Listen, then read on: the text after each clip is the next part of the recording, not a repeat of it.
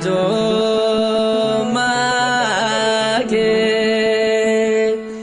malon afayese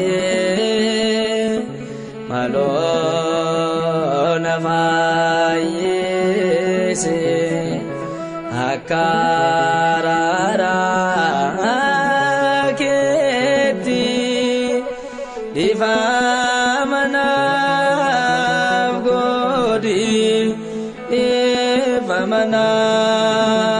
keni chuburana deke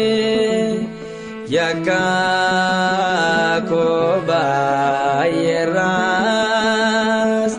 gade pondaras amtu sana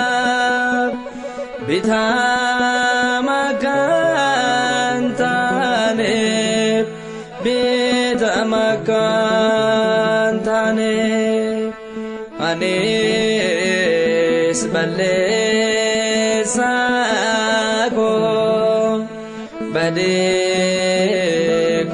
badekosnan beka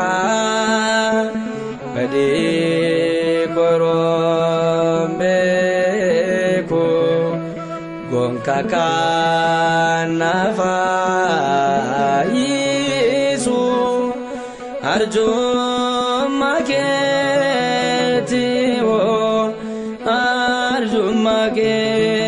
maketiwo siko fatin yake amenya srawade pade snanojede malwa mana abdizi sidurati kuve fuldoraket kuve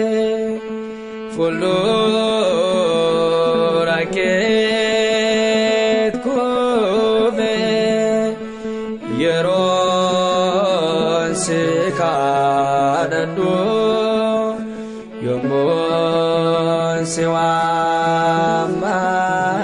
siwamadu kuvati kolali yawakayo eva yawakayo naga amas novebisi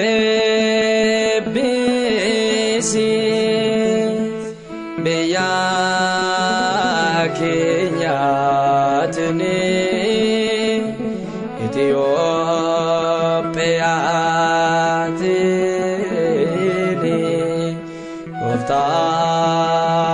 kono mergi afora kulu turbe mariamini amas nufdagai kanana kenyase yana kenyase yawoftano vergi kullu mikaeli kullu